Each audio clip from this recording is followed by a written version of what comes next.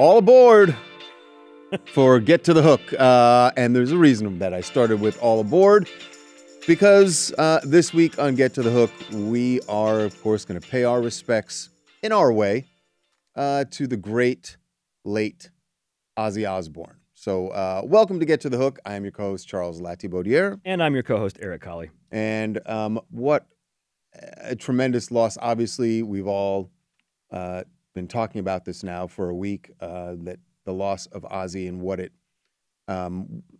people know him, it came to him in different ways, right? Older people certainly know him as the music legend that he was. And then some scary Prince of Darkness. Yeah. And we all know, and then younger people may have thought he was just a reality star. But there was so much more to him. And that's what we want to get into. And the music. I do want to talk about the music more. You know, we don't need to do a full biography of Ozzy. I think that's been covered in the past week. You can listen to it on the Last Days podcast. I co-hosted that with Derek. We went through, the early days, his struggles, the reality show.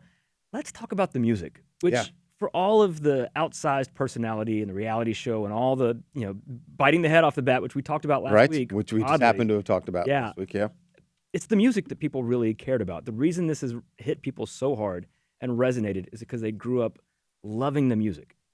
Ozzy was my gateway to heavy metal. Like my introduction to heavy metal music was because of my neighbor, Carmine. Shout out to Carmine. All right, Carmine. And he was a drummer, and I went over and he was, playing on the drums, and he put, it was the Blizzard of Oz album on, and was drumming along to it. And that was really my introduction to heavy metal as a genre altogether. Ozzy was kind of everybody's introduction to heavy metal, depending on how you look at it. I mean, Black Sabbath is arguably the first heavy metal band. It was, at the time, it was Black Sabbath, Led Zeppelin hit Deep Purple, who had Smoke on the Water.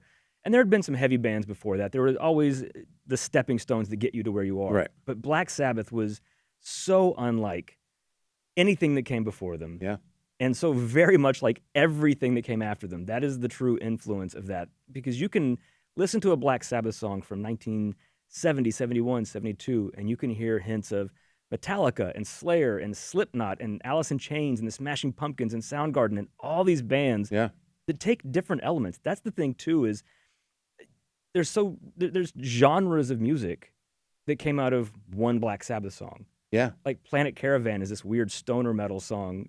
And there are bands whose whole career have been that style of music based off this one track. Yeah, Black Sabbath. I'm sure there were people who played that song, played different Black Sabbath songs incessantly, and it gets in. You're like, I love this. And then they grow up to be musicians. They start making something. And sometimes I think a lot of times it probably is consciously, like they know that that's something that they want to recreate. And then other times I think it's just like, you just know that sound in your head that you like, and it works. Yeah. The influence is there whether you want it or not. Right. To give people an idea of how out of the box and different Black Sabbath was. So one of their most iconic songs is this one. This is Paranoid.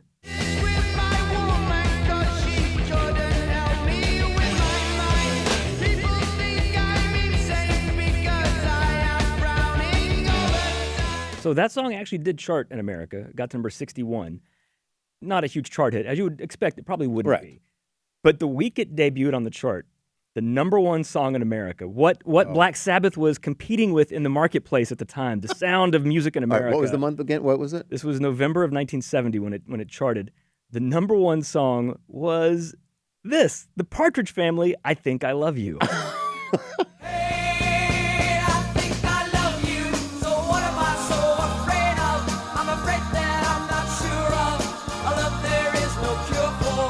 I mean, imagine that is on the radio all the time. People are buying it. It's on TV because The Partridge Family was a TV show. And then Paranoid hits. I always say this about the charts, and you will know this better than I, but it always seemed to me that if you listen to the charts in 1970, the first 2 years of a decade, 70, 71, 80, 81, you get the weirdest. It's the transition from whatever was before to what is going to be coming. Yeah, there's always that weird stumbling point when a decade is finding its sound. Like, I think it was in '81 was the one I heard was Rupert Holmes and Led Zeppelin bumping into each other Yeah. on the charts. Yeah, So like that was late 79, early 80. I got to say, Eric, you fooled me on this one because, see, Eric picks out the clips ahead of time, and I see what the clips are, but he doesn't always tell me why it's there. And it was just like there was a little teaser. He goes, "Don't worry about it, Charles. You'll figure out why the Partridge Family is one of the clips." Why is there a clip of "I Think I Love You" and the Ozzy Osbourne tribute I episode? did not see that one. But I just think it's interesting, and it really drives home how original and shocking and different Black Sabbath and Ozzy were. And Black Sabbath, when you listen to it, it's the combination of everybody. It's one of those lightning in a bottle kind of things that you had Tony Iommi, Geezer Butler as guitar and bass, Bill Ward drummer. It was this like tidal wave of just sound coming at you. Yeah. It was heavy, it was fast, and Ozzy's voice just sliced through that. You have to be a really good singer to get hold through your that own sound. with that. Yeah. Like, yeah, if that's a tidal wave, Ozzy was this lunatic madman surfing on top of it, just shouting his lungs out. That's a beautiful metaphor. But that's what it was. Yeah. And when you listen to his vocals, I've seen some isolated vocal tracks of his. When you listen to it that way, the power in his voice and the way he used it is so amazing. Because again, I think the persona and also of Ozzy overwhelms. He was a good singer. right. And I never thought of Ozzy as like screaming. No. Like, because you can, that's one thing you hear sometimes in metal bands where someone's just like screaming over the sound. They literally call it screamo. It's its own Yeah. subgenre. And he was never that guy, but it always cut through. Yeah. Yeah. It was a powerful voice. Yeah. And it's so distinctly his. When you hear him speak, he sounds like that guy singing. And you don't expect that energy, I think, to come out of Ozzy when you see him as just a person talking. Right. Like if you watch the Osbournes, and But that's to after be fair, decades that's years later. It is, but that's but his voice was powerful until the end. yeah. Think about like that last concert he did just a few weeks before he died. Black Sabbath performed for the very last time, and it's so amazing he got to do that. And I'm so glad he lived to get that moment. Obviously, his voice is not what it was in 1970, but it was great for a 76-year-old who had all those issues, who was battling Parkinson's, who, as much as he drank, as many drugs as he took, right. To have still that power in his voice was incredible. Yeah, it was remarkable that it was that good. Right. But it was amazing. Not only Black Sabbath, him getting to perform at Black Sabbath again, but also that he got his flowers and all the other music greats who showed up to pay tribute to him and to Black Sabbath on that day. You don't Metallica, who inducted Black Sabbath into the Rock Hall of Fame. Yeah, you just don't often get those moments where a legend gets their flowers that close to death, Yeah. Like sometimes sometimes people get in the Hall of Fame and certainly they feel it then. But to have it again right before you pass is an incredible honor. And when you're still able to perform, I mean, he was in a chair because of his Parkinson's. So obviously we knew he wasn't well. Right. But he wasn't this. It's weird to me. There's sort of the dichotomy of Ozzy as always sort of this decrepit old man. He always seemed that way when he was in his 40s because of the toll of the addiction and stuff, long before the Parkinson's. And yet he was never seemed like a weak old man. When he was on stage, he was that madman, that powerful presence. Right. That never really diminished. His presence was there, and he was so beloved. I know we're talking about the music, but We have to talk about the man. But last week, after he passed, someone was pointing out to me, not because of Ozzy. How did we get on this conversation? We were talking. Oh, someone was talking about. Now we're really getting a little bit off the crazy train. That's what we do.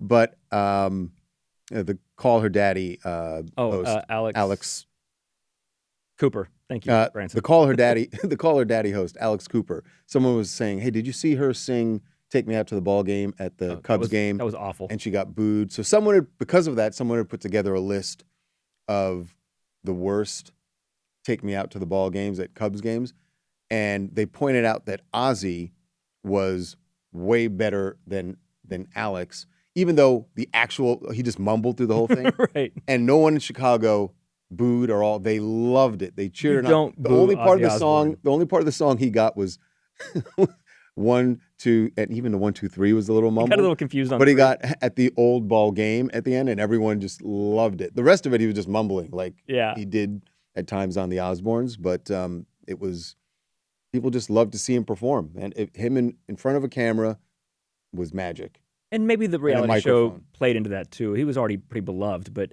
he became like America's dad on that show. He just seemed so relatable and normal to be Yeah. such an odd person. Right. Well, it was always the sort of the dichotomy of the guy you saw on that show, but then the guy who was on stage, at that point, 25 years earlier, Right.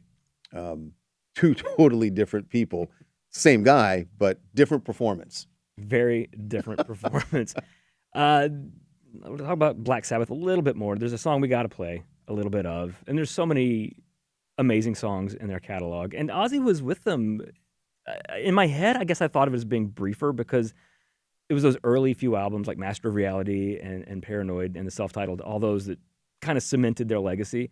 He was with the band until 78. They released 8 albums together. This was And what then I he wanted got to kicked out in 79. Let's play this clip, and then there was something I did want to ask you about Ozzy Okay, and Black Sabbath. let's play a little bit of Iron Man. Now the time is here for Iron Man to spread fear. Vengeance from the grave. I didn't know because, like I said, I did it in reverse. So I first heard about Ozzy solo stuff. Oh, me too, for sure. And then I started asking Carmine about it, and he was like, "Oh, you got to check out Black Sabbath." And they played a little bit of that, but I never knew what was the reason for him going solo. Was it He got fired. he got fired? The rest of the band kicked him out. They in 1979, they were like, "Your addictions are out of control. We can't deal with this anymore. Like you need help, and we're going to kick you out." Ozzy always maintained. He does not deny that his addictions to drugs and alcohol were out of control, but he goes, "I was no worse than the 3 of you." He's like, I was just trying to keep up with the rest of the band. Yeah, no, he's like, I partied out of control, but we all did. But even they said in the midst of their own addictions, they all had their own issues. They were like, at the end of the night, we would crash out, and Ozzy was still going. Still going. And they're like, we can't handle this. So Black Sabbath's manager was a guy named Don Arden. Decided, well, I'm going to get Ozzy a solo album. His hope was that Ozzy would eventually clean up and get back to Black Sabbath because he wanted to keep both those things going. So he sent his daughter Sharon Arden to go take care of Ozzy. And Sharon and Ozzy had met before that. I think she was a secretary for her dad. They knew each other that way. But that's when they started becoming Ozzy and Sharon. Right. And his first album was Blizzard of Oz, Crazy Train. I didn't pull a soundbite from it because we played it literally last week. And That's right. Doesn't it seem like a month ago already? No. Yeah. And then he died the Really day after was that. just a week ago. That was last week's episode. We talked about him biting the head off the bat. That was part of the antics Yeah. that were going on then. Yeah. Do you think the rest of Black Sabbath was like, "See, we were right to kick him out"? But I read Bill Ward, the drummer, said that when Ozzy became so big in the 80s and 90s and became Ozzy the solo star, he was jealous. Yeah. Because I'm he sure. thought, I think everybody thought that was the end of Ozzy. Ozzy thought that. He got whatever royalties and money he had left from Black Sabbath. He said he blew almost all of it on drugs and booze. Wow. And I was like, well, I'm going to wind up back at home, like selling used cars or something. Right. But Blizzard of Oz was a huge hit. Crazy Train. Interestingly, when it came out, Crazy Train never charted in America on the Hot 100. Peaked at 106. And again, Really? I would have thought that there was a single in America in 81. It came out in 80 in the UK. This was prime Air Supply, Hall & Oates era. Yeah. Crazy Train was not going to make the charts. But it finally charted this week. this week I Debuted at noticed 46. that. Yeah. Which also means Ozzy has charted, if you count Black Sabbath, Ozzy's charted a new song every decade since the 70s. Wow. Oh, No. while we're just doing chart stuff real quick, fun trivia, Ozzy's had 2 top 10 singles on the Hot 100. I will be shocked if you definitely won't get both of them. I'm curious if you can get either of them. I know Both one of them peaked at number all right. 8. One you'll know. I'm not. Listen, I'm going to be completely honest. I could have cheated here, but I'm not gonna. I did know one of them. The other one I didn't know, but I saw it when I was doing some research. Okay. And I didn't. I knew that song. I'm not familiar with the song. I remember that he teamed up. The one from the 80s or the one from the 2010s? The one from the teens. 2019, yeah. Yes, the one from the 80s. I know, Yeah. and I want to talk about that. So yeah, the one from the 80s was the duet with Lita Ford, Close My Eyes Forever. And you'd think Ozzy would have had a bunch of hits during the late 80s hair metal era because he was the godfather of that. Sure. But But even he never really made that kind of music exactly. No. He was always his own thing. And that's what's so amazing about how he stayed relevant and fresh through all these decades. He did update his sound. He was looking for new guitar sounds and paying attention to what was going on. But he never made like a synth pop record or never tried to be a rapper or anything like that. He just did what he did. And it always connected with people. AC/DC's the same way. Yeah. They have never updated their sound. And people do love what it when you the new do, album comes right, out. and let them come to you or they don't come to you. But Yeah. So he didn't have any of those huge hair metal hits, but he also, for the most part, wasn't doing like Living on a Prayer or Every Rose Has Its Thorn. The closest he got was Close My Eyes Forever. And then in 2019, his other top 10 hit was with Post Malone and Travis Scott. And again, Ozzy himself was never a rapper, but rappers liked him. Yeah. He did the song Take What You Want, and his voice was amazing on that song. Also, do you remember the song Let's Go by Trick Daddy and Lil Jon from 2004? Mhm. Yeah. Sampled Crazy Train. That was a top 10 hit. Oh, It had the yeah. riff. Yes, that's right. So rappers like Ozzy. Everyone likes Ozzy. Country singers like him. Pop singers, we saw after he died, Lady Gaga and Cyndi Lauper did tributes to him at their shows that night. Everyone adored the man. What song did Cyndi Lauper do? She didn't, well, so neither one of them sang. Okay. Lady Gaga played Crazy Train, and her dancers came out and did, it wasn't like a full choreographed thing because it happened that day, but they just danced on stage to it. Cyndi was a little more in the moment and lo-fi. She literally just held her phone up and played Crazy Train and held the mic up to her phone and just played it, and the audience was just screaming and cheering. Because everybody loved the man. So let's talk about the Lita Ford. Do we? We don't have a soundbite of Close My Eyes Forever. Okay. There's something about that thing that every band back then, every hair metal band did, where you had to have a ballad. Had to have the ballad. Had to have the ballad. But this is, I think, proof of how powerful that trend was. That even Ozzy, as legendary as he was, as respected as he was, and beloved, had to do the ballad song in But order to get a top 10 hit. Because not just Close My Eyes Forever. By the late 80s, Ozzy's career was going pretty solidly as a solo act. And we should also talk about Ozzy's talent for picking out amazing guitar players. When he first went solo, he got Randy Rhoads from the band Quiet Riot. Randy Rhoads is a guitar god, and I think would have been even more. I think he could have been Eddie Van Halen level had he not died. Yeah. Died in a plane crash. We've talked about that on a previous episode. It was devastating. Ozzy was in a deep depression for a very long time about that. I'm not sure he ever got over that. And it was just a random... Yeah, the fact that he heard that in Randy when... I mean, Randy Rhoads wasn't a household name. No. When Ozzy picked him to be in his band, so... He was a legend. And then when he died, Jake E. Lee was Ozzy's guitar player. And then in the late 80s, a guy heard on the Howard Stern show that Ozzy was looking for a new guitar player. I think he was 18 or 19 at the time. Auditioned, got it. Zakk Wylde, who is a guitar god in his own right. I didn't know that's how He had heard about it. Ozzy needing a guitar player from the Howard Stern show. And... Howard Stern, bringing people together. Right. And Zakk Wylde was Ozzy's guitar player through the mid-'90s and then through most of the 2000s, late 2010s into recently. They always had a good relationship. Yeah. When he left, Ozzy was just looking for a new sound. And it worked out for Zakk Wylde because he started his band Black Label Society, and he's been very successful. Yeah. And fun trivia, my oldest niece's initials are ZAC because my brother loves Zakk Wylde so much. Although Zakk Wylde spells it Z-A-K-K, so at least my brother didn't change his name. But yeah, had she been a boy, he was going to name her Zach. And then when he had a daughter, he made her initial. Her name's Zoe. So, yeah. Creative. Yeah. Yeah, Ozzy, he maintained that relevancy through the 90s. So, yeah, his ballad we were talking about. And that song re-entered the charts this week, too, because people love this song. And it was the last song he ever played live. It was the last song of that benefit concert. Co-written with Zakk Wylde and Lemmy from Motorhead. This is not the three people I think would make this song. It sounds like a Black Crow song. This was Mama, I'm Coming Home. So bad it's been so long. Mama, I'm coming home.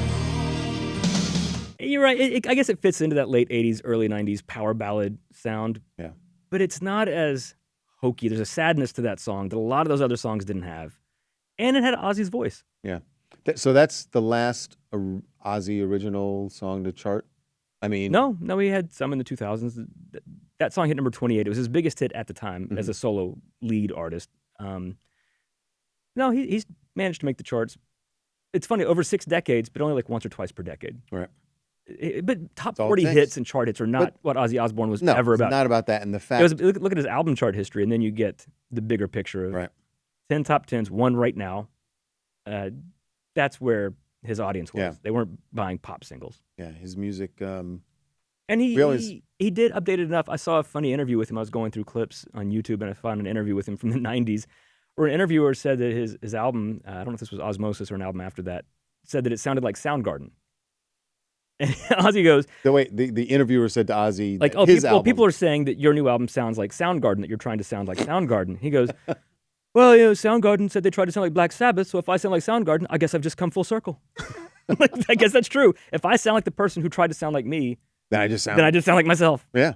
And I thought that was clever He and should insightful. have of him. said, well, thank you for noticing that they actually took my sound, but Yeah, but elements of it. there's so many of his songs you listen to, and Black Sabbath, like Alice in Chains, a giant chunk of their discography is just sounds like An homage. Not exactly. They definitely had their own sound and their own thing, but so much of 80s hair metal and sludge metal and grunge and then all the stuff you saw in the 2000s, it's just permutations of what he helped invent.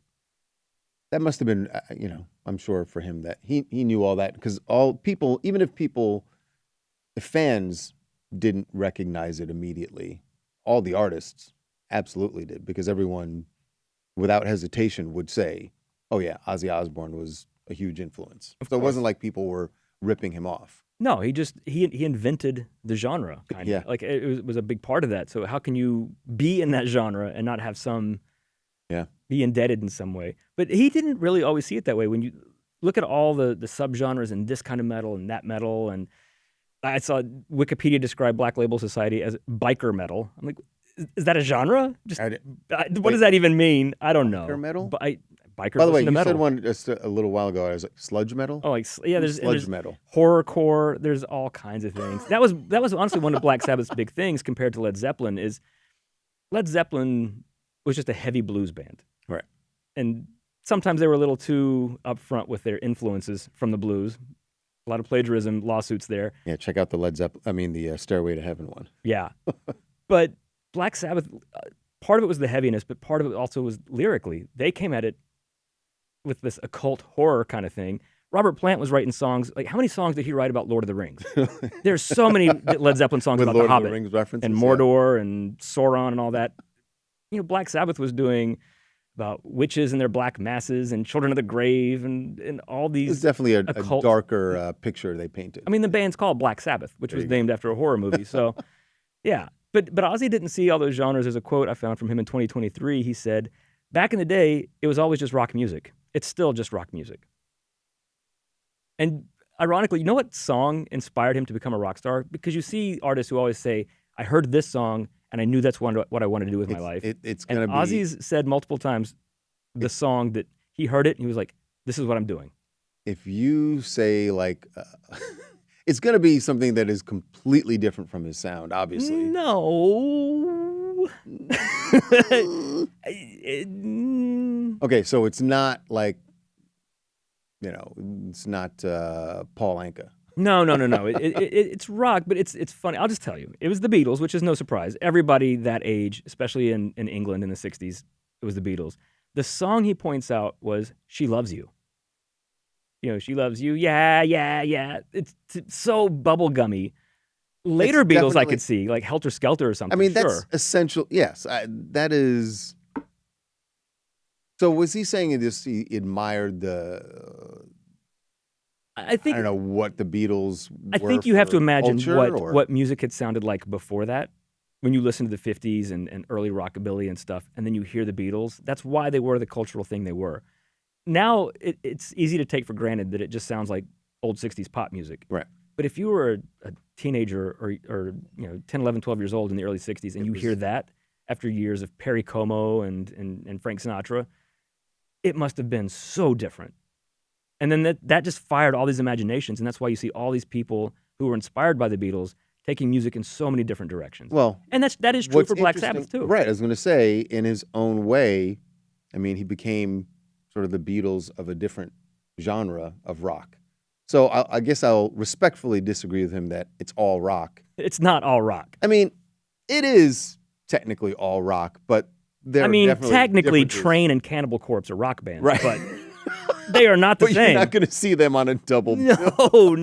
no. That's Cannibal Corpse? yeah. That's a, You don't know Cannibal Corpse? Don't go, yeah, like everybody knows Cannibal Corpse. I mean, that's What? your loss. Just look at their album I got- covers. You don't have to listen to the Got music. some 'Cause- research to do, I think.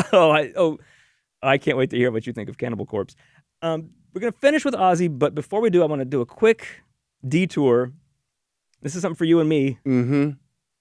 An artist who had the misfortune of dying the same day as Ozzy Osbourne, Right. July 22nd. Obviously, Ozzy's going to be the headline, and this guy was never as commercially successful or culturally huge as Ozzy. But I felt bad. I felt bad that he died, We and it just got lost. in the business, we call this a Farrah Fawcett, Yes, Farrah Fawcett. who some people, by the way, I mentioned this to someone last week, talking about the fact that Ozzy and Chuck Mangione died on the same day. And I mentioned the Farrah Fawcett thing, and this person wasn't even aware of that. That Farrah Fawcett, for those who don't know, Farrah Fawcett died the same day before On Michael June Jackson did. 25th, 2009. And we had reported the Farrah Fawcett thing, and we were like, And it's a big deal. She's and a it was a cultural big icon. deal. We were all like, oh my gosh, this is all Farrah Fawcett. And hours later, we were knee deep in trying to break the fact that Michael Jackson had died. And so Chuck Mangione had the misfortune of, I think, I might be wrong on this. I think Groucho Marx died the same day as Elvis really? and just got lost. Huh. But yeah, Chuck Mangione, if you don't know, younger people probably have no idea who this is. Although he was a recurring character as himself on King of the Hill. King of the Hill, right. And he even had a song called Peggy Hill. Chuck Mangione was a smooth jazz fusion artist. He was a trumpet player, played the flugelhorn. Had a very long, respected career in jazz fusion, which is not a big mainstream thing. Yeah. Won 2 Grammys. He did a song for the 1980 Winter Olympics called Give It All You Got. But he's most famous for a song that, from 1978, hit the top 5 in 78. Even if you weren't alive then. And again, maybe Gen Z won't know this, but if you were alive between 1978 and 2010, if you were ever in a grocery store or an elevator or a dentist's office, You heard a portion you of heard this song. his instrumental song, This Is Feels So Good.